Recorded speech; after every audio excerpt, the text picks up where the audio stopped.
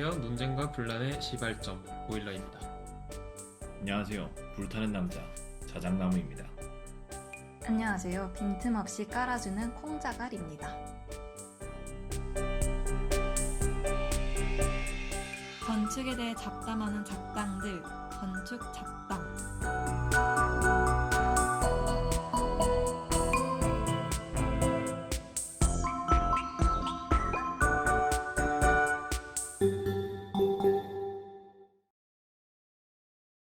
안녕하세요. 안녕하세요. 네, 오늘은 제가 오피스에 대해서 발제를 하는 날입니다. 와, 오피스.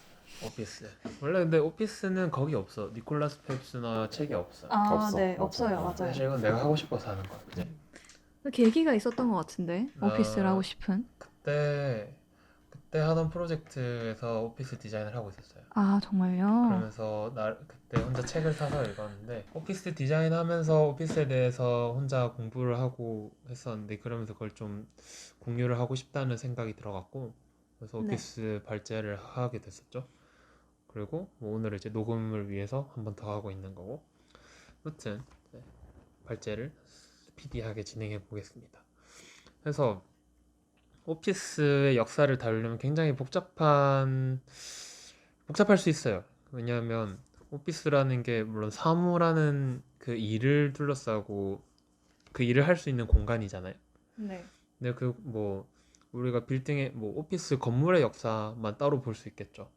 뭐 이런 건물이 있었고 저런 건물이 있었고 이제는 이렇게 한다라고 될 수도 있고 근데 또 건물도 있지만 한편으로 오피스 내부 공간은 또 다를 수 있잖아요. 같은 건물이라도 1층, 2층, 3층, 4층 들어가는 오피스의 종류에 따라서 사무실의 공간도 다를 수도 있죠.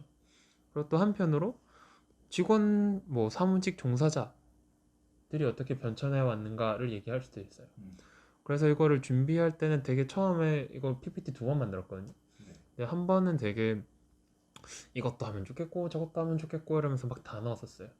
그러니까 내가 이거를 근데 저희가 항상 하기 전에 이거 어떻게 얘기할지 한번 해보거든요. 네. 근데 이게 종합이 안 되더라고요. 음, 그래서 뭘 날릴까 생각을 하다가 그때 제가 스터디 했을 때는 오피스 빌딩에 대한 역사를 다루는 게 제일 빈약했어요.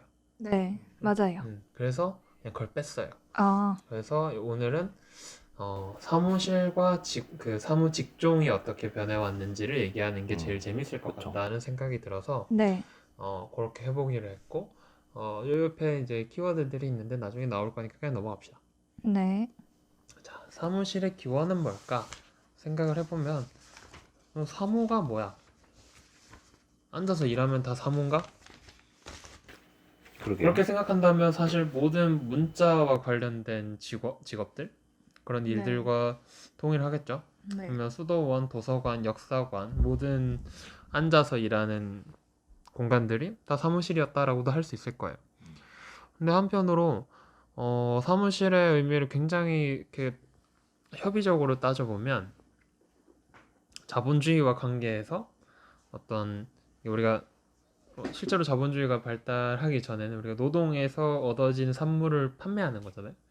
근데 그게 아니라 이제 산업화가 일어나면서 얘네들을 얼마만큼 만들어야 되는지, 얼마만큼 팔아야 되는지, 혹은 얼마만큼 만들었는지, 팔았는지를 조사하고 그것을 분류하고 계획을 세우거나 뭐 그런 일을 하는 공간. 매니지먼트가 필요했다. 그렇죠. 그 어떤 사업을 매니지먼트하는 공간으로서의 사모는 이제 메디치 가문과 함께 시작되었다라고 볼 수 있겠어요. 네, 돈이네요, 돈. 돈 나가고 들어오는 거. 그래, 수도원에서 돈 안 벌잖아. 그러니까 맞네요. 그 돈과 관련된 사무가 시작된 곳은 메디치 가문이고 그래서 이름도 사무실이 아니라 회계실이라고 불렀어요.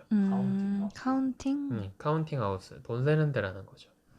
이게 카운- 이제 메디치가 그 주택, 걔네들은 주택이 사실 그 업무 공간이랑 분리가 잘 안 돼 있잖아요. 네. 1층, 2층에는 뭐 그런 이렇게 일도 하고 사람들 와서 접대하는 공간도 있고, 근데 뭐 3층, 4층에는 주거 공간이 있고, 네. 근데 그 방들 보면 한 방 정도가 이렇게 카운팅 하우스라고 배당이 된 게 보여요.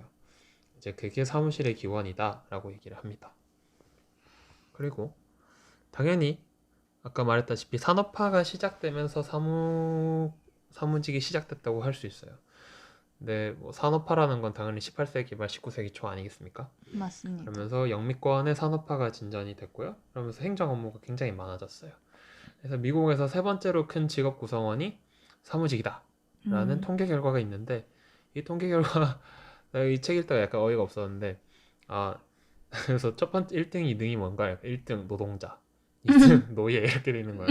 별 의미가 없는 것 같아요. 네. 여튼 굉장히 많은 수의 사람들이 이제 나가서 뭐 땀 흘리면서 일하는 게 아니라 앉아서 글을 쓰고 뭐 옆에서 불러주는 걸 받아 적거나 아니면 숫자로 옮겨 적거나 하는 일들을 하면서 돈을 벌기 시작했다는 거죠. 네. 그래서 18세기 말 19세기 초 이 산업화 초기에는 굉장히 작은 사무실들이 밀집이 돼 있고, 이 사무실들은 공장이랑 분리가 아직 안 돼 있었다고 해요. 이런 사무실을 어디 가면 볼 수 있냐면, 서울에서는 을지로나 물레를 가면 볼 수 있어요. 물레동에 있는 그런 철강 작업실 같은 데를 보면, 이게 우리가 길을 걸어가다 보면 공장처럼만 보이는데, 그렇게 자세히 들여다보면 이때 계단이 있고요. 위에 2층에 방이 있어요. 그래서 그 2층, 저는 거기에 뭘 사러 몇 번씩 갔었기 때문에 아는데, 그냥 거기 가서 들어가서 거기 공장에 있는 아저씨를 보고 뭘 달라고 하는 게 아니라 2층에 올라가면 이제 아주머니나 아니면 어떤 아저씨가 이렇게 앉아 있어요. 그러면 저 이거 뭐 이렇게 좀 이렇게 이거 주세요 이렇게 하면 이렇게 잘라서 줘요. 그러면 이제 그렇게 그런 공장 시설과 회계실이 붙어 있었다라고 볼 수 있어요. 그리고 이때 또 다른 특징으로 보면 등록 업체 수가 굉장히 많았어요. 그러니까 큰 회사가 하나 있었던 게 아니라 각기 다른 작은 공장과 작은 회계실들이 많았다라고 생각을 하는데요. 근데 이제 19세기 말에 한번 경제 위기가 있었다고 하네요. 이제 그러면서 그런 작은 회사들이 다 망했고, 그런 큰 회사들 몇 개가 이 모든 회사들을 인수하고 통합하면서 소수의 대형 회사가 많이 생기게 됐죠. 그래서 아까 1847년에 뉴욕에 등록된 업체 수는 4,000개였는데 1904년에는 257개로 줄어들어요. 거의 20분의 1로 줄어드는 거죠. 그러면서 건물들이 이제 납작해져 있다가 수직화가 되어지는 모습을 보여요. 그리고 이때 특징은 이제 공장과 저런 사무공간들이 분리가 되기 시작하고, 그러면서 그런 고민을 했을 거 아니에요. 이제 사무공간 어떻게 만들지? 이제 우리는 이런 공장이랑 붙어 있는 것도 아니고 사람들한테 우리 사무공간 어떻게 보여줘야 되지? 이렇게 했을 때 그리스, 로마 그런 건축 양식들을 가져와서 건물들에게 붙이기 시작해요. 그러면서 다소 이렇게 산만한 도시 분위기를 만들어낸다고 할 수 있겠어요. 근데 또 이러면서 이에 대한 반감으로 이제 뭐 루이스 설리반이라던가 미스 같은 사람들이 그런 근대 미학으로 이루어진 건물들을 주장하게 되죠. 그래서 이때 벌어지는 변화 양상들을 저는 건축에 대해서 얘기할 수도 있겠지만 이런 사소한 것들을 얘기하면서 건축으로 나아갈 수도 있다는 생각이 들어요. 1860년에 철골 구조가 발명이 됐고요. 그리고 1853년에 엘리베이터가 슬슬 상용화되기 시작해요. 이 두 가지를 통해서 건물들이 수직화될 수 있는 계기가 만들어진 거죠.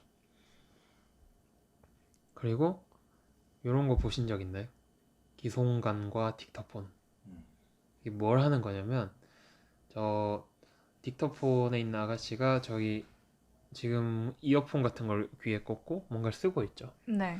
저게 지금은 저희가 카톡으로 음성 메시지를 전달할 수 있지 않습니까? 네. 근데 저 때는 이제 저 딕터폰에 들어가는 그 작은 녹음기 같은 거에 내가 목소리를 녹음해서 보내면 저렇게 아가씨가 타이핑을 쳐주는 거죠.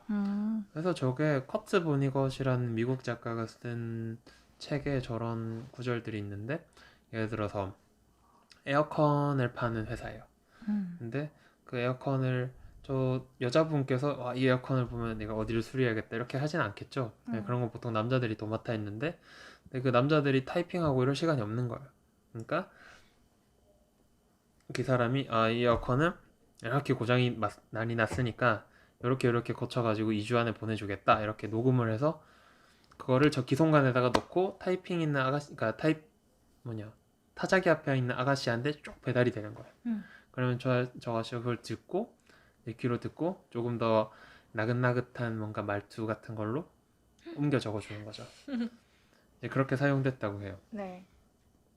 그럼 저런 기송관 같은 경우는 이제 건물이 수직화됐을 때도 사장님이 지시를 내리는 거를 뭐 바로 부장님에게 15층에 있는 사장님의 말을 4층에 있는 직원에게 전달한다거나 아. 그런 게 굉장히 신속하게 이루어질 수 있었던 거죠. 그리고 뭐 모스 전신기, 전화기 같은 것이 일반화되기 시작한 것도 이 시기고요. 타자기, 그리고 또 한편으로는 캐비닛이라는 것도 상당히 1880년이 돼야 일반화되기 시작해요. 그러니까 그 전까지는 그냥 그 모든 서류들을 그냥 쌓아놓거나 눕혀놓거나 저런 체계적인 분류가 되지 않아서 굉장히 힘들었다고 해요.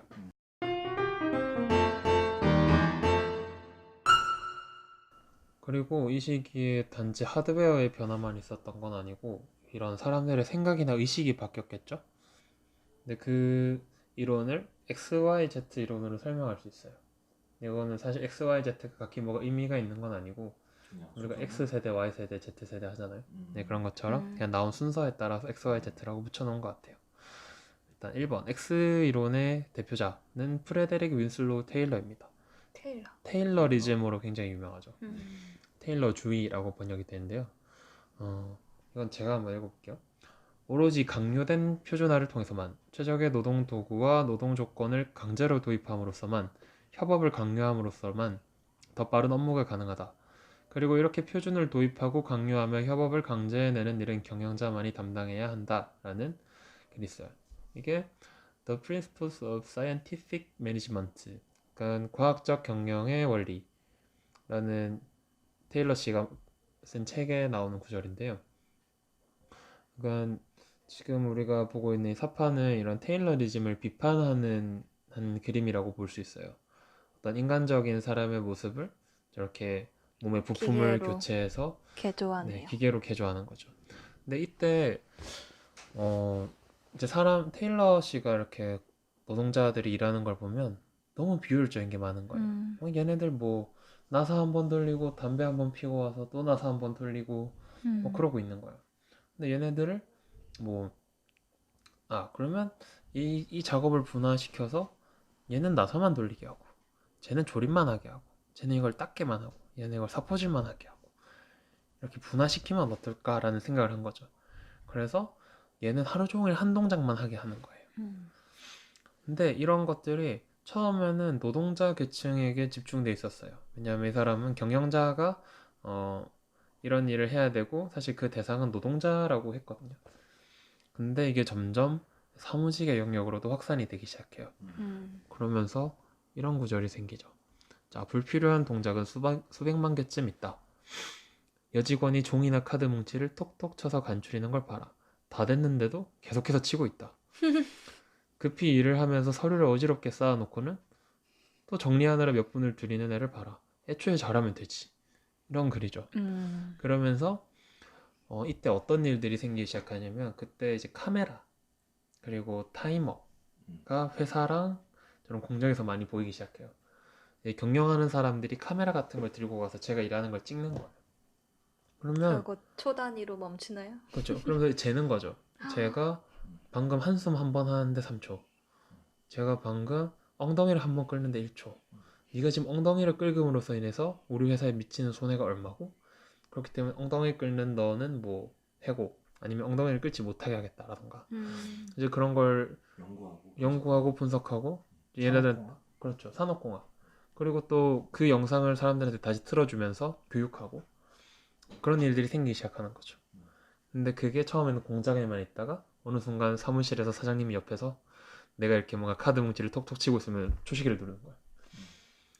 그러니까 그게 테일러리즘의 특징은 뭐냐면 일을 하기 싫은 걸로 전제한다는 거예요. 노동자가 일을 하기 싫어한다. 노동자는 일을 하기 싫어한다. 그렇기 때문에 가장 효율적으로 빠르게 이걸 할 수 있도록 해야 된다라고 하는 게 테일러리즘의 핵심이라고 볼 수 있어요. 근데 그거에 비해서 Y 이론은 조금 다른데요. Y 이론의 기본적인 전제는 업무에서 중요한 것은 업무 효율성도 중요하지만 창의성이 중요하다. 크리에이티비티. 크리에이티비티, 창조 창의와 경제. 혁신이 중요하다. 음. 그래서 그 이 Y 이론의 어떤 대변하는 두 사람은 아니네, 세 사람이네. 일단 첫 번째는 로버트 프로스트라는 사람이고요. 두 번째는 볼프강 에버하르트 슈넬레 형제예요. 이 둘은 이때 각각 로버트 프로스트는 액션 오피스를, 그리고 슈넬레 형제는 오피스 랜드스케이프라는 개념을 주장했는데요. 네. 사실 로버트 프로스트는 개념이라기보다는 실제로 저 가구를 디자인한 사람이고, 그러니까 볼프강 에버하르트 슈넬레 형제는 저런 가구를 만들었다기보다는 오피스 컨설턴트였어요. 그래서 너네 회사에 이런 걸 바꾸면 훨씬 효율적일 거야, 이렇게 주장을 해주는 사람들이었죠. 일단 로버트 프로스트 씨부터 얘기를 하자면 이 사람 굉장히 독특한 사람이에요. 이 사람이 허먼 밀러라는 가구 회사에서 오랫동안 일하게 되는데, 이 사람이 일하다가 디스크가 왔나 봐요. 그래서 와. 병원에 입원을 했어요. 그래서 병원에 입원을 해서 있는데 간호사들이 이 의사한테 계속 이상한 말을 하는 거예요. 이상한 환자가 있다. 계속 뭘 적고 있는 환자가 있다. 그래서 의사가 뭔가 이상해서 가보니까 진짜 그 환자가 있어. 계속 뭘 적고 있어. 저 프로스트 씨 뭐 하십니까? 이렇게 하니까 이 병원에 있는 모든 비효율적인 행동들을 기록하고 있습니다. 근데 그러고 이 사람이 퇴원해가지고 그 모든 비효율적인 행동들을 개선한 가구를 제작을 해서 병원에 팔기 시작해요. 진짜 그래서 허먼 밀러에서 없으면 안 되는 인재로 성장하기 시작합니다. 저렇게 돈을 벌어야 돼. 이 사람이 그리고 심지어 디자인 공부를 안 했다고 알고 있어요. 관찰하는 능력이 굉장히 뛰어나고. 그렇죠. 관찰하는 능력과 그거를 개선해내는 능력이 굉장히 좋은 거예요. 그래서 지금 로버트 프로스트 씨가 일하고 있는 저 책상을 보면 굉장히 길쭉하죠. 네. 우리가 일반적인 그런 책상들보다 좀 길쭉한데, 로버트 프로스트 씨의 말에 따르면 이렇게 본인의 의식의 흐름에 따라서 작업을 할 수 있도록 배치를 해놓은 거예요. 그래서 이 사람은 저런 어떻게 하면 사람이 가장 창의성을 많이 발휘하면서 일을 할 수 있을까를 늘 고민했고, 그렇게 해서 나온 결과물이 저 액션 오피스예요. 밑에 보이는 저 액션 오피스의 저게 광고인데요. 액션 오피스는 시리즈물이거든요. 1이 있고 2가 있어요. 저게 1의 광고인데 보면 사람이 가만히 있질 않아. 그러니까 사람이 굉장히 움직이는 그 모션 블러가 돼 있어서 그 가구들은 가만히 있는데, 그러니까 저 안에서 이 사람은 이렇게 넓은 공간에서 일하기도 하고, 저 좁은 독서대 같이 생긴 데에서 집중하기도 하고, 저 책장에서 막 내가 원하는 책들을 찾기도 하면서, 그리고 저 뒤에 있는 동그란 식탁에서는 다른 사람들과 커피를 마시기도 하면서 일을 할 것이다. 이렇게 생각한 거죠. 그리고 이제 볼프강 에버하르트 슈넬레 형제가 제시한 거는 오피스 랜드스케이프라는 건데, 이 사람들 독일 사람이니까 독일어로 하면 뷰로 란드샤프트죠. 네. 뷰로가 오피스, 뷰로가 오피스, 란드샤프트가 랜드스케이프. 그래서 사무실을 하나의 풍경으로 인식한다라는 건데, 글쎄 우리 한국에서는 이 단어는 좀 익숙하지 않고 그냥 오픈 플랜이라는 말로 조금 더 익숙한 것 같아요.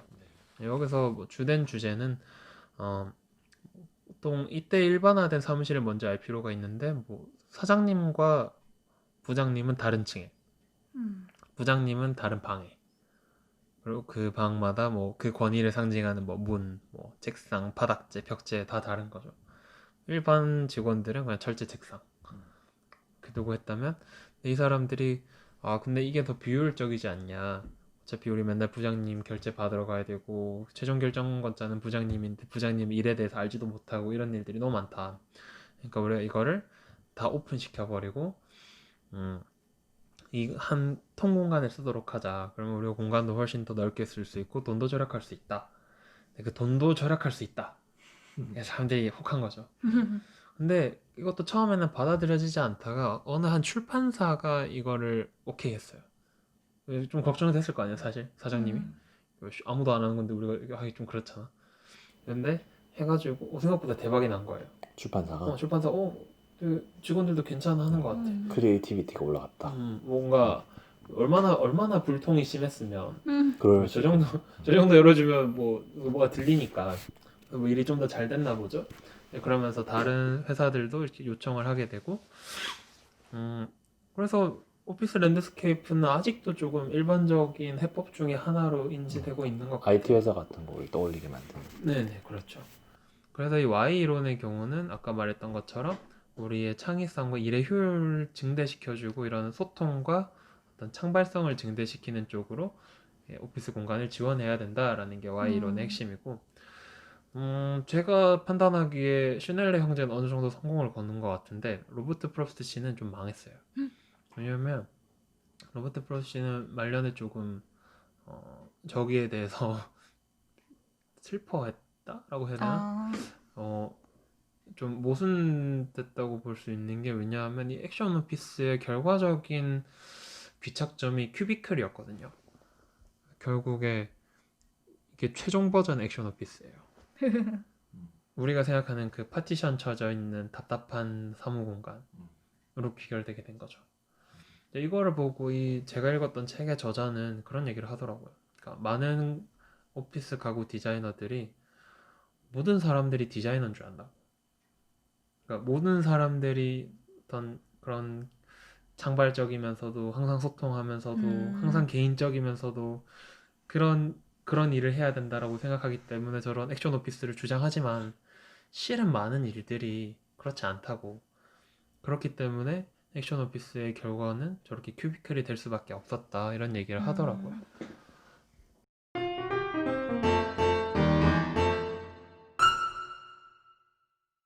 Z 이론의 핵심은 뭐냐면 개별성이에요. 직원들에게 뭐 그런 환경을 마련해 주는 것도 좋기는 한데, 사실 지금부터 이 시점부터는 건축이 중요하진 않아. 넓은 방과 안락한 공간? 건축이 중요하다면 약간 그런 거랄까? 오히려 업무 공간 같지 않게 만들어주는 거? 란드샤프트랑 어떻게 다를까요? 이거는 사실 그 란드샤프트랑 건축적인 거는 거의 비슷해요. 거의 비슷한데, 운영의 방식이 운영의 달라지는 방식. 건가요? 그러니까 직원들에게 조금 더 자율성을 주고 스스로 통제하고 있다라는 느낌을 주는 거예요. 우리 예전에 학교 발제하다가 PBL 얘기했었잖아요. 네. 약간 그 PBL의 연장선에 있는 것 같아요. 그러니까 얘네들한테 과제를 내는 게 아니라 프로젝트를 전체를 넘겨주고 프로젝트를 스스로 진행하고 있다고 생각하게 하고, 이건 너의 프로젝트야, 네 거니까 네가 잘 키워봐, 이렇게 하면 이건 내 거구나. 자기가 책임감을 가지고, 그럼 이거 내가 마음대로 할 수 있어? 하지만 내 책임이겠지? 그러면서 일을 하게 되는 거예요. 근데 이런 아이디어가 되게 많은 그런 IT 회사들, 저 캠퍼스. 네, 이렇게 좀 많이 유행이 됐고, 그래서 애플이라던가 아니면 뭐 닷컴 회사들에 굉장히 많이 일반적이어졌던 것 같아요. 그리고 이제 최근에는 위워크 같은 공유 오피스까지 생겨나면서 실제로 이거는 뭐 그렇죠. 뭐 사장님이 없죠. 사장님이 없이 모두가 프로젝트 베이스로 살고 있는 거예요. 각자 뭔가를 다 하고 있고. 그래서 Z 이론에 따라서 저는 Z 이론의 끝에 있는 게 사실 위워크라고 생각할 때가 있거든요. 사장님이 없는 거죠. 각자가 자기 프로젝트로 각자의 회사를 운영하고 있는 거죠. 그렇게 해서 사무실이 이렇게 하드웨어나 소프트웨어적으로 변화를 해왔다라는 얘기를 해왔어요. 네. 건축에 대해 잡담하는 작당들, 건축 잡당.